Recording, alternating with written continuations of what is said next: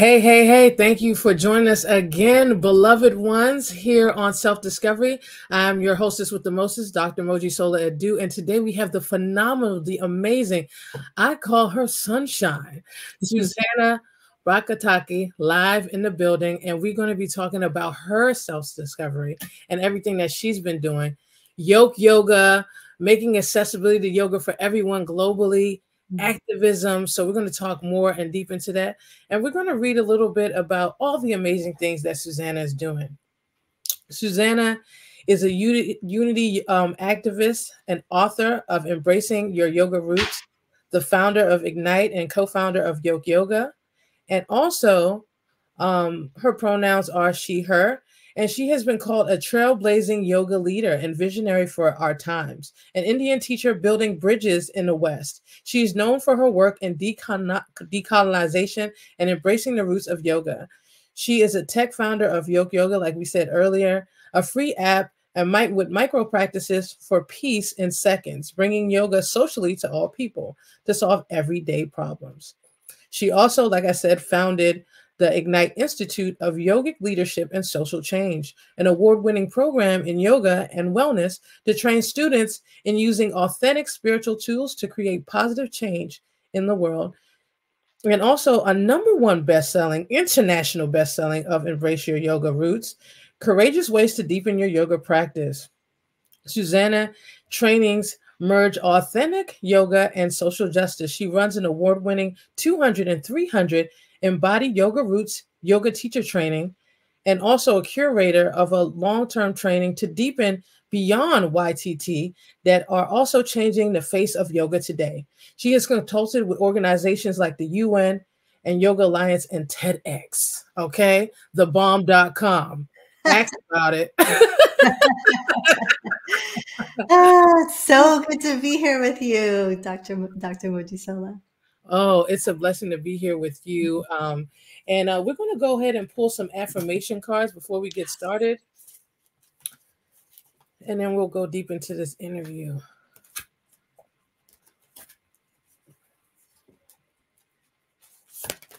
Today's affirmation says, my friendships support me, nourish me, and inspire me.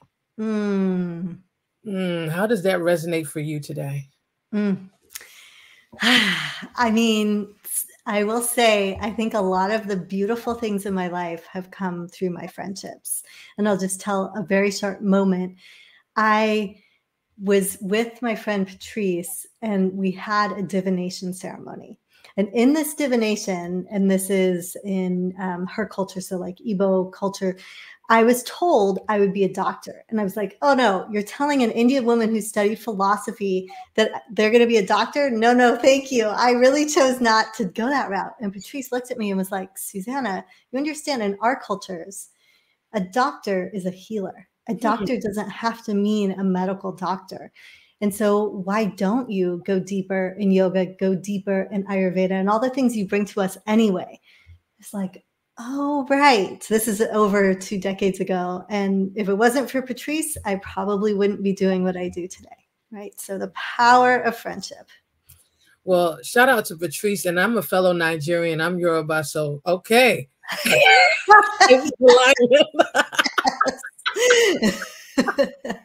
Wow, that's beautiful. But see, you have brought light to so many people in the darkest places, doing this work, transforming so many people. And the thing is, as you know, I've always had this deep relationship with the Indian culture and the Nigerians. There's this deep rooted like connection with Nigerians and Indian. And I used to do yoga, and it was like, it wasn't this big polarized thing like they have in the West. It was just something you did. You did your breath work, you did all these different things, and you did movement. But here in the US, it became polarized, manipulated, twisted around, and changed. And something that's deep rooted in the Indian culture and also in Kemetic yoga, all these things are deep in the DNA and in the lineage. It's something that was passed from generation to generation. And some of this stuff was mostly verbal. Not everything was written down. And those layers and how much does this like mean to you in regards, you know, the comedian, we both know that comedian says, we've lost yoga to the West. And you growing up into this practice, this being a part of your being, because yoga isn't a workout, it's a work in, it becomes you. Yeah. Talk to me about that and what that means to you.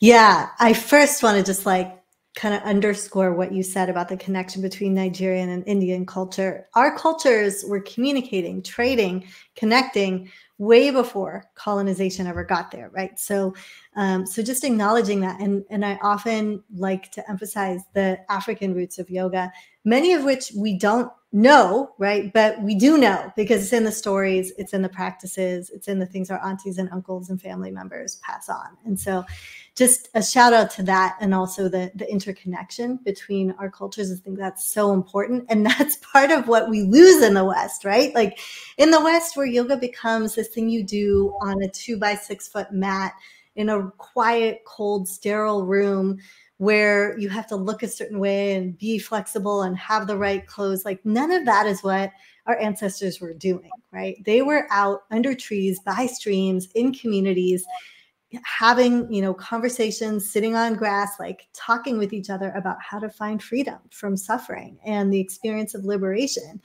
And that comedian Sarna Garg, I love her. She's so great. She just nails it because it's exactly it, right? Like we've lost yoga to the West. Like these are our ancestral practices. This is our heritage. And I say it, you can probably hear the smile on my face, but it is, it's also so painful when you acknowledge that loss. And part of why I do the work that I do is because I can't tell you how many Black folks, how many Indian folks, Sri Lankan folks, Nepalese folks, like Asian folks, right? Like how many people say, oh, I didn't realize I could do yoga. I didn't realize I could be a yoga teacher.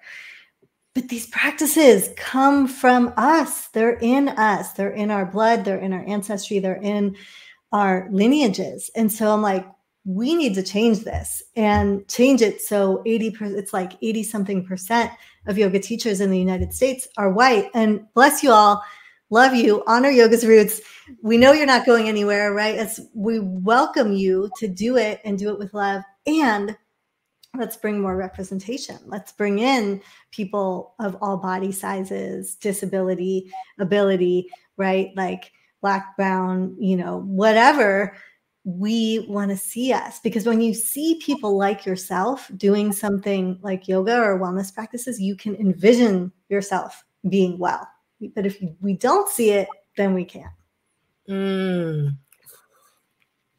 that's real. And it's hard because there's not that many representation out there. And we're always seeing these polarized pictures of people with these fashionable clothes doing yoga and these overextensions. And yoga was meant to be done in any type of clothes. You could wear whatever. Yeah. You could do it in any space. Like, I'm like, when did it become like this? Yeah. So now let's transition into this journey that brought you to who you are today.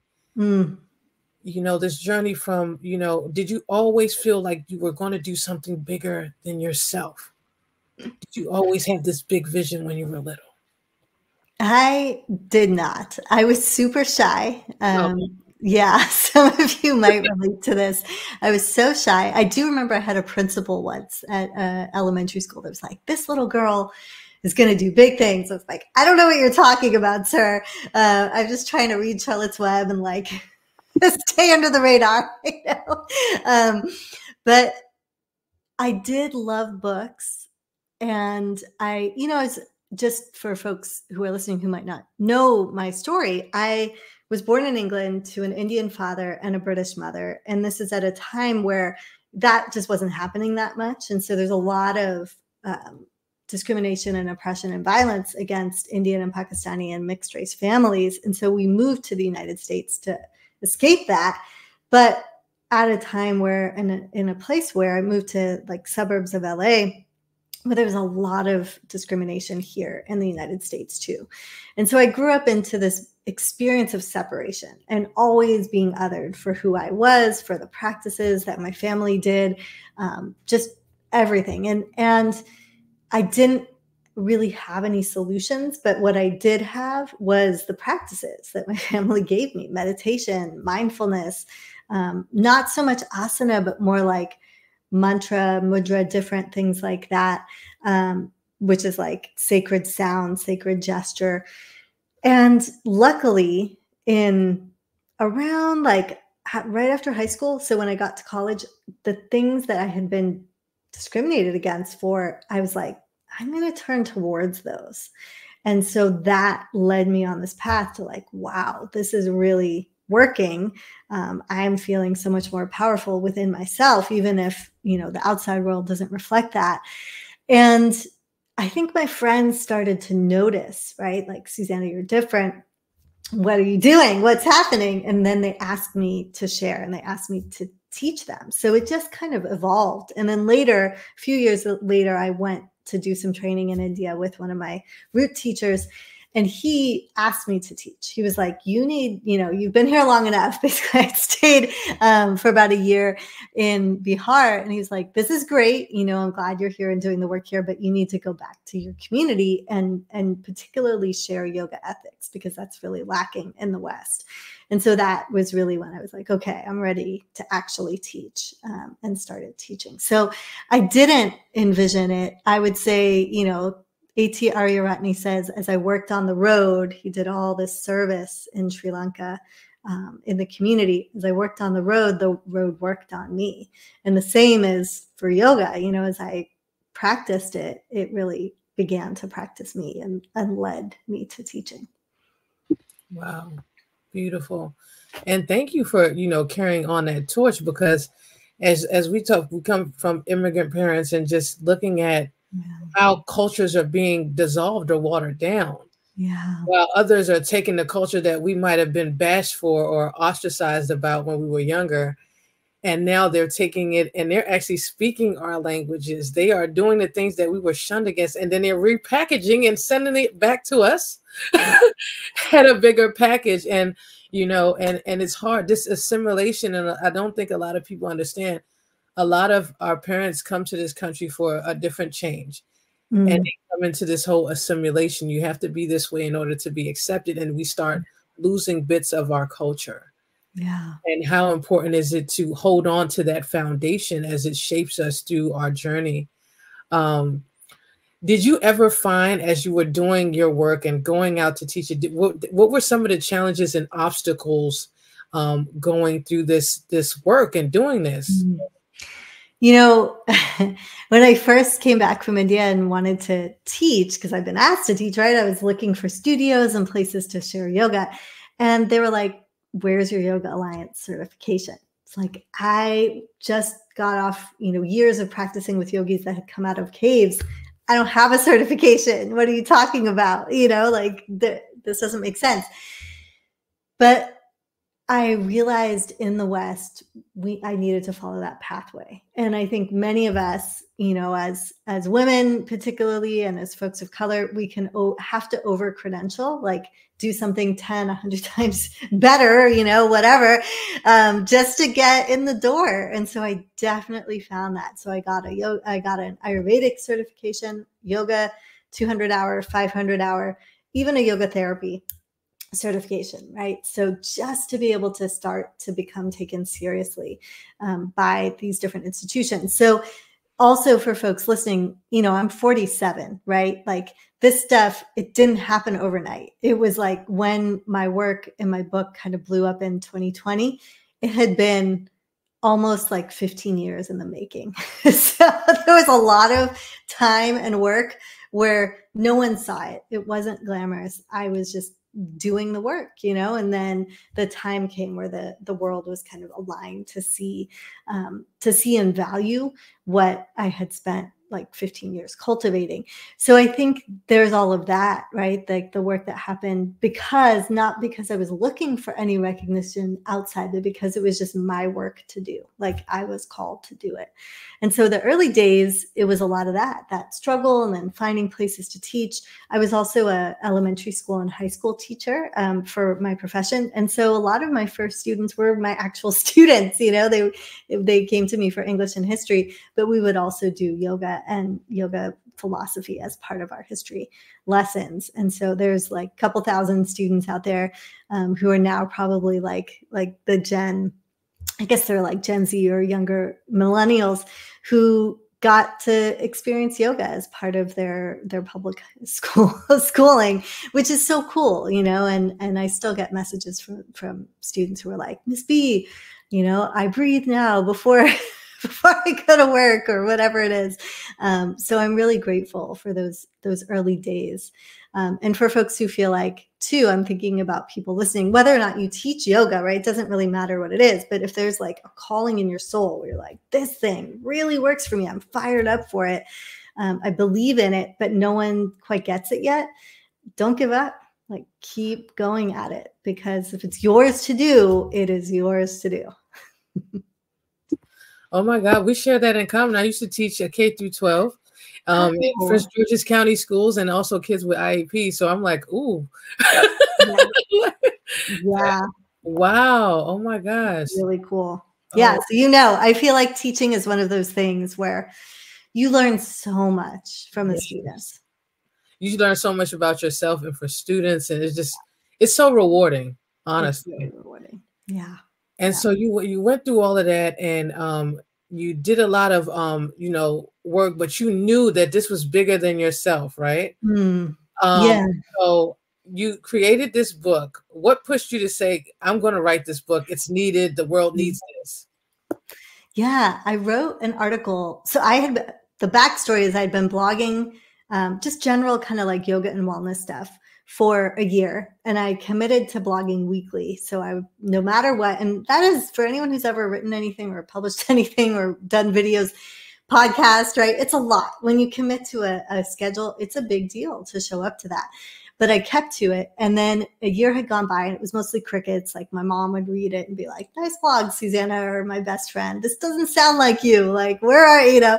And finally, a year in, I was like, got back from a puja, which is like a ceremony, sacred ceremony at my aunt's. And there was a yoga festival down the street, all white people.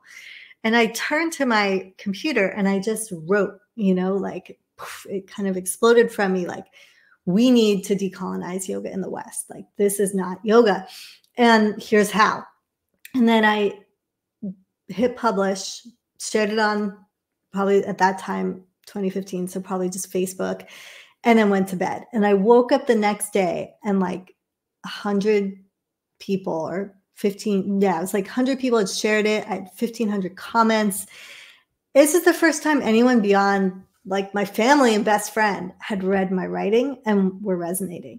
So I was like, oh, this matters to people. People feel this too. This isn't just me. And that seed in 2015 was, I think, the beginning of like, this could become an important message that needs to be shared, whether it's in workshops, which I taught, or trainings, which I also did at that time, and then ultimately a book. And I lost one of my teaching jobs. I got let go from because I brought up racial and gender discrimination in the workplace, right? And so then, boom, I was gone. And I had an opportunity in that space to write, you know, because there was just a little bit of like spaciousness and I wasn't working all the time.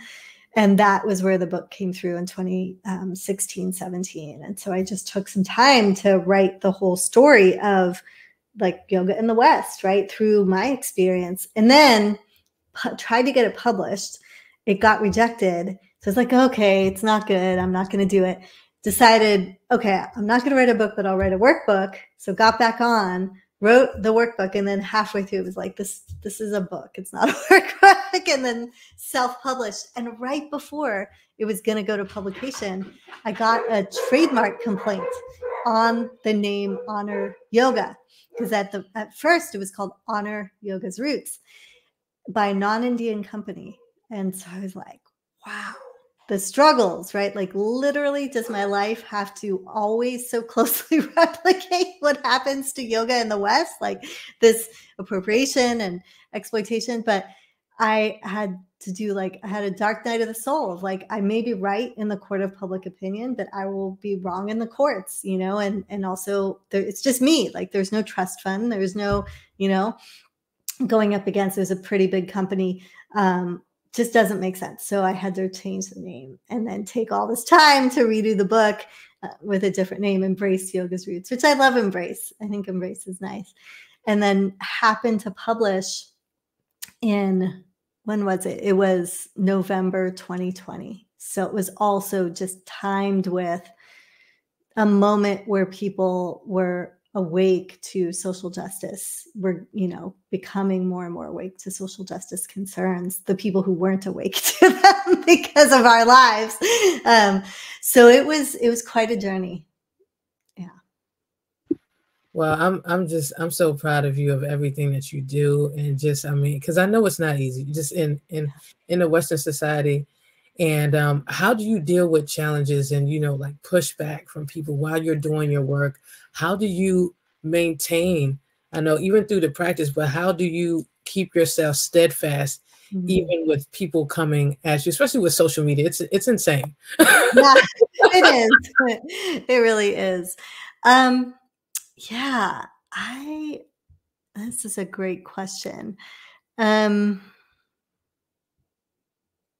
I think it's back to your first mantra that I'm really reflecting on around the power of friendship and community, having friends that I can connect to and community that we can support each other has made a huge difference. Definitely the practices of yoga, right? Like breathing. I don't know if anyone can relate to this, but it's like that thing in my head, right, where there's a constant conversation. And so when something comes in, sometimes that becomes part of the conversation, like a critical comment or whatever. But when I'm meditating, I can slow down and catch it and pause and not believe it and not need to react. And so it's really like dropping into that space and not reacting. And then for me, often it's moving to the, like the big sky mind. Like there's a meditation where you connect to your own clear blue sky, and then like the actual sky, which is everyone. And when I go there, I'm like, okay, we're all needed. Even this person who's criticizing me, or even this person who is like, there's no such thing as cultural appropriation, or, yoga in the West is just fine. Like we're all needed in this movement. And then I can come from that space of really love and interconnection rather than like small, ego or defensive. And I feel better. I feel grateful, honestly, for the opportunity to become closer to God and the divine in that way, and then to act from that place. So that process helps. How about you? How do you do it? Me, I just realized, like you said, we're all interconnected, and I have to figure out like, what is the lesson in that? Yeah. What is the lesson in everything? When they're attacking me, is it really me, or is it what they're dealing with at that moment? Yeah. And most of the stuff, we're on a divine mission, and we're all waking up, and we're doing this whole. Not a lot of people can be in this vessel in this time that we're in right now. Stand strong and rooted in our cultures, in our traditions, in our peace, and in our love. And people are going to try to tear you down, but I'm just like, you know what? The Creator, like you said, is guiding us. It might not make sense to other people, but it makes sense. Yeah. Yes, it does. It makes sense. Yeah. And you take care of so many people, your family, everybody. How do you take care of you?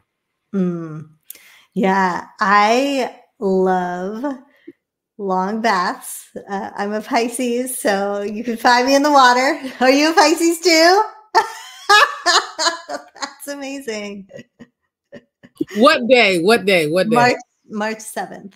I'm March 19th. Wow, that's amazing. Yeah. So we love the water.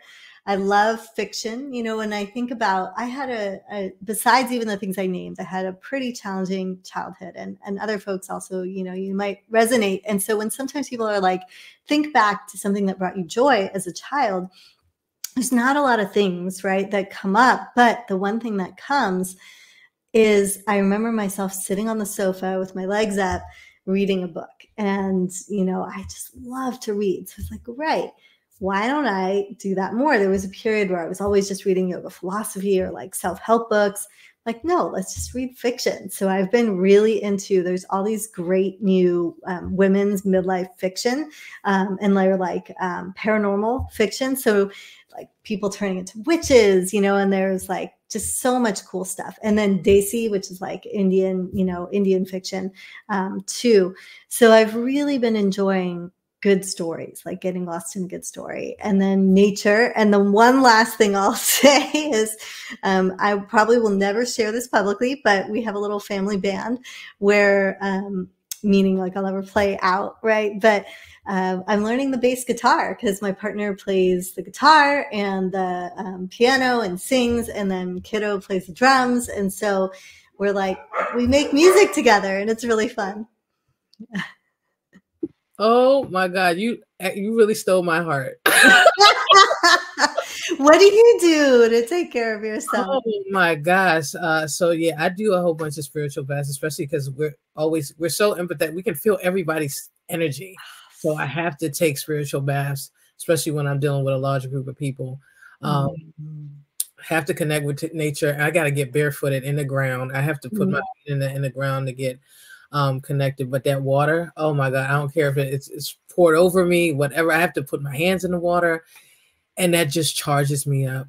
And I always got lost in the books because we didn't have all this stuff back in the day. All this, it's just like information overload. I used to just the imagination. I think playing in that inner child has brought me so much joy. I'm tapping into, like, I have all these like Hello Kitty stuff, all these little all these little toys. Like I even have like this fluffy pen of Garfield. So cute. All these little things to remind me that we're still really big kids. You know, and tapping into the power of that. So that's how I take care of me. Oh my God, I can't believe you're a Pisces. I knew it. Yeah. Oh my God. So the last so there's two things I want to ask. The last one is if you could talk to the younger version of yourself, what would you tell her?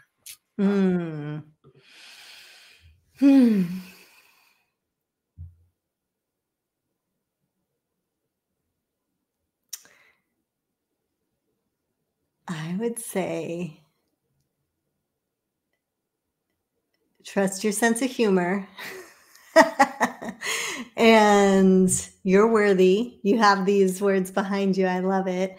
Yeah, you're worthy, and you'll find the people who will remind you who you are, and just keep trusting that. Yeah. Ooh, sending love to that inner child. Ooh, thank you for being there and supporting us as we become adults. We're still big kids, but we love you. And thank you for holding us and giving us strength. Thank you. Yoke Yoga, man. Oh my God. Woo! It's out there. It's blowing up like hot fire. Yeah. They say that yoga is accessible, but it really isn't. And you have created a space. Tell us. Yeah. Thank you for that love. Yes. It's like, it's a non-judgmental wellness community, right? It's a space where everyday folks who might have issues like we all do, back pain or, anxiety or insomnia, or all the day-to-day things that just can crop up. It's like we can find a practice to support us with that, with someone that looks like us, with people who get us, with people who feel like they care. It's wellness for people over profits. I feel like on the apps that we're all on, it's like the community is like a byproduct of them making money off us. So let's do this in a way that's fun, that's social, that's connecting, but that's for us and with us, So I'm really, really excited by it. I feel like the other really important piece is you don't have to be a yoga practitioner, right? It's very accessible. It's very much like, here, try this out, try that out. It's like yoga in daily life. Ooh. Yeah. You better download that app, Yoke Yoga, and join it, and be a part of the community, because I think there's something that we lost in the Western societies. We've lost community, and that's what we thrived on. We thrived as tribes. Women would come together in circles for healing. Like, we've lost a lot of that, and I think that Yoke Yoga is doing it and building and bridging that gap on community. So thank you so much. Yeah, and it will always be free, right? The scroll will always be free. So just know that it's truly, the intention is to truly make wellness and yoga accessible to all. How can yoga teachers sign up to like support you? Yeah. So if you go to the website, which is yokeyoga.com, then you can get the app, right, for free. And at the bottom, there's an application for yoga teachers to become creators on the app if you would like to become a creator. So it's all right there. And it is profit share, right? So there is subscription, and folks can upgrade if they want to get longer classes and things. But it's like 50% profit share to the yoga teachers on the app. So it's really fun, because I feel like it's win-win-win. We really need this industry of wellness, I think, to represent us, and also to like help us all be well together. Yes. Yeah. And for those going through their journey, or yoga teachers, yoga therapists, or just anybody seeking care, what are the top 3 things that stand out to you in regards to advice for people out there? Yeah, I think the very first thing is trust yourself, right? Because any wonderful, great healer, all the wonderful healers and teachers I've ever had have always told me, like, don't listen to me, try this out for yourself and see what works. So that very first thing is like, you are the authority, right? Like, underscore. And don't be afraid to ask for help. Like, there's times where, great, I'm the authority, but I actually forgot, or I don't know, or I never knew how to deal with this thing, this new challenge that's coming up. So find support, find the communities. There's so much that's available that is free, where it's given from the soul, right? Given from person to person, human to human. So find that. And then the last thing is connect to your breath, because it's the very first thing we come into the world, and we take our first breath, and it'll be the last thing that we do. And so it is always there. It's always a guide. The quality of your breath can tell you so much, if it's deep, if it's shallow, if it's raspy, not in a judgmental way, but in a like, oh, my breath is up in my chest. My breath's a little, irregular. Maybe I need to go lie down or take a break, right? It's such a communicator to us of our mind, our body, our spirit, and a way to connect us to that, like that interconnection in the pauses between your inhale and your exhale. You can drop into infinity. It's really powerful. Gotta love her. Oh my God. I want to give you a virtual hug. I'm giving you a virtual Yes, I'm giving you a hug too. Oh my God. Please log on and log on to the site to download the app. Also, you can visit the website that's below. You can visit her website. Also follow on IG. And I'm telling you, if you're having a bad day, check out her IG. You will smile. She's sunshine. I call AKA sunshine. Thank you. Thank you so much. This is such an incredible gift you give to us with this podcast, and all the affirmations and the positive energy that you're sending out there. I so appreciate you and everything that you're doing. I appreciate you. And join us again next time on the next episode. Always remember that life may throw you a curveball, but you're always in charge on the direction that it goes. Keep being good and keep, giving yourself grace. It's going to be okay. We're going to get through it. Love you all. Peace and blessings.